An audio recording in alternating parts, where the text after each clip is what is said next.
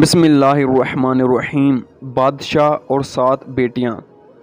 ایک بادشاہ کی 7 بیٹیاں تھیں۔ ایک دن بادشاہ بہت خوش ہوتا ہے اور اپنی 7 بیٹیوں کو بلا کر پوچھتا ہے کہ تم میں سب سے ایک سوال پوچھوں گا اور اگر جواب اچھا لگا تو تمہارا من چاہا انعام بھی دوں گا۔ سب ایک قطار میں کھڑی ہو جاؤ اور ایک ایک کر کے بتاؤ کہ تم کس کا دیا کھاتی ہو، کس کا دیا پہنتی ہو۔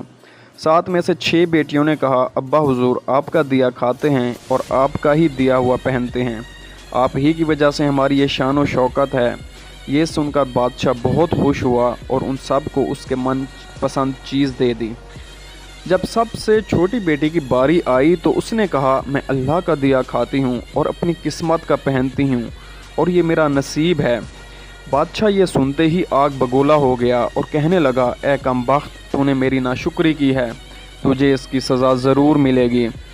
شہزادی نے کہا، جو حکم ابا حضور۔ بادشاہ نے سپاہیوں کو حکم دیا کہ جاؤ اسے جنگل میں چھوڑ آؤ، میں بھی دیکھوں کہ یہ میرے بغیر کیسے اللہ کا دیا کھاتی ہے اور اپنے نصیب کا پہنتی ہے۔ شہزادی سے تمام زیورات واپس لے لیے گئے اور خستہ حال کپڑوں میں بغیر کسی ساز و سامان کے بادشاہ کے حکم کے مطابق جنگل میں تنہا چھوڑ دیا گیا۔ لیکن شہزادی بہت پرسکون اور مطمئن تھی اور توکل اللہ کے تھی، جو اس نے رزق اور عیش و عشرت میرے نصیب میں لکھے ہیں وہ مجھے ضرور ملے گی۔ سب سپاہی شہزادی کو چھوڑ کر واپس چلے گئے۔ شہزادی جنگل کو دیکھنے لگی، چاروں طرف درخت ہی درخت تھے اور دوپہر سے شام ہونے والی تھی کہ شہزادی نے سوچا، کیوں نہ کچھ لکڑیاں جمع کر لوں تاکہ رات کو آگ جلاؤں، پھر کوئی جنگلی جانور پاس نہیں آئے گا اور رات بھی گزر جائے گی۔ شہزادی جنگل میں لکڑیاں ڈھونڈنے چل پڑی۔ اس کی نظر ایک جھونپڑی پر پڑی جہاں باہر ایک بکری بندھی ہوئی تھی اور اندر سے کھانسنے کی آواز آ رہی تھی۔ پہلے تو شہزادی بہت حیران ہوئی کہ اتنی ویران جگہ پر جھونپڑی۔ جب وہ جھونپڑی کے اندر داخل ہوتی ہے تو کیا دیکھتی ہے کہ ایک بوڑھا ضعیف جو ایک چارپائی پر لیٹا ہے اور کھانستے کھانستے پانی پانی پکار رہا ہے۔ شہزادی ادھر ادھر دیکھتی ہے تو کونے میں ایک پانی کا گھڑا پڑا ہوتا ہے۔ وہ گلاس میں پانی بھر کر بوڑھے ضعیف کو پلاتی ہے اور جھونپڑی کی صاف صفائی کرتی ہے۔ اتنے میں بوڑھا ضعیف شہزادی سے پوچھتا ہے کہ بیٹی تم کون ہو اور اتنے بڑے جنگل میں تم اکیلی کیا کر رہی ہو؟ تب شہزادی اسے بتاتی ہے کہ وہ یہاں تک کیسے پہنچی۔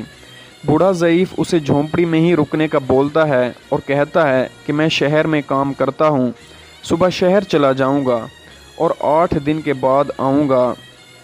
تم یہیں رہو اور جھونپڑی میں کھانے کا سامان ہے اور ندی پاس ہی ہے، تم وہاں سے گھڑا بھر لیا کرنا۔ صبح کو بوڑھا ضعیف شہر چلا جاتا ہے اور شہزادی یہاں اکیلی جھونپڑی میں صفائی کر کے بکری کا دودھ نکالتی ہے، آدھا اپنے لیے رکھ دیتی ہے اور آدھا باہر ایک کونے میں برتن میں ڈال کر رکھ دیتی ہے کہ رات کو کوئی جانور بھوکا یا پیاسا ہوگا تو پی لے گا، اور خود اندر آ کر سو جاتی ہے۔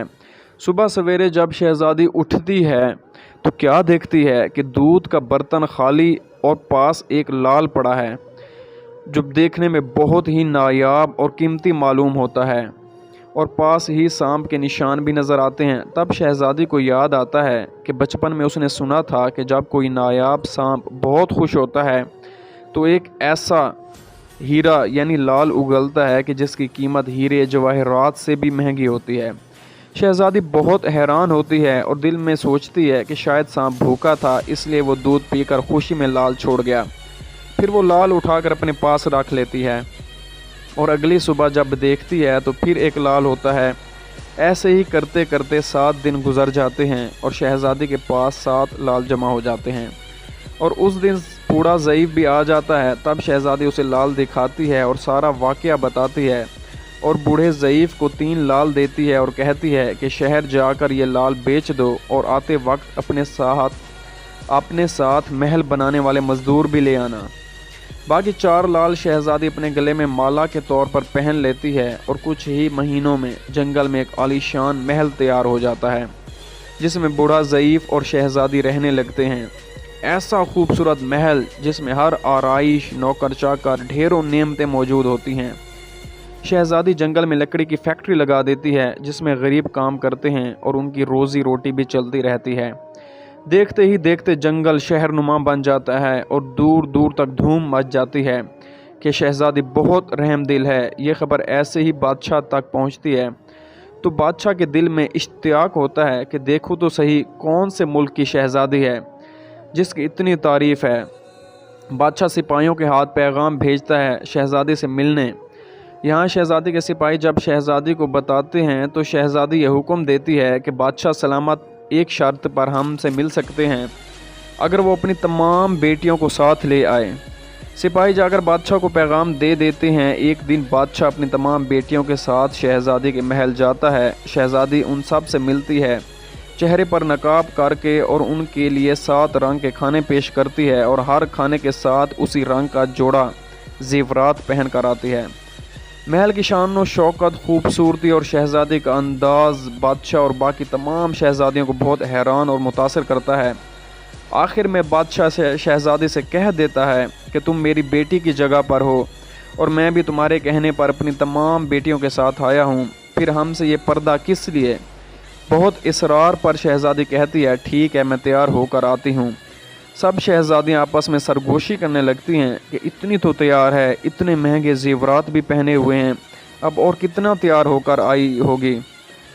اتنے میں کیا دیکھتے ہیں کہ دور سے خستہ حال کپڑوں میں کوئی آ رہا ہے، اور غور کرنے پر بادشاہ کو یاد آتا ہے کہ یہ تو ابھی تک زندہ ہے، اور میں تو سوچتا تھا کہ اسے جنگل کے جانور کھا گئے، اور جب میں نے اپنے سپاہیوں کو اس کی خبر لینے بھیجا تھا تب انہوں نے ہی بتایا تھا کہ وہاں شہزادی کا کوئی نام و نشان نہیں ہے، تو یہ کیسے ممکن ہے؟ بادشاہ خوشی سے جھوم اٹھتا ہے اور کہتا ہے شہزادی کو بلاؤ، میں تمہیں شہزادی سے آزاد کروا کے لے جاؤں گا، چاہے وہ تمہاری قیمت میں میری ساری بادشاہت ہی مانگ لے۔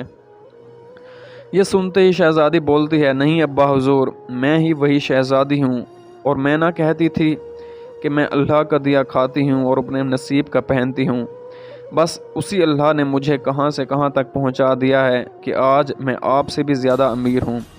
پھر شہزادی اپنا تمام حال بیان کرتی ہے کہ وہ اس مقام تک کیسے پہنچی، اور دکھاتی ہے اپنے گلے کی مالا جس میں ابھی بھی 4 لال موجود ہوتے ہیں۔ یہ بات سنتے ہی باقی تمام شہزادیاں دل میں رشک کرنے لگتی ہیں اور سوچتی ہیں کہ اے کاش ہم نے بھی تب یہی کہا ہوتا کہ اللہ کا دیا کھاتی ہیں اور اپنے نصیب کا پہنتی ہیں۔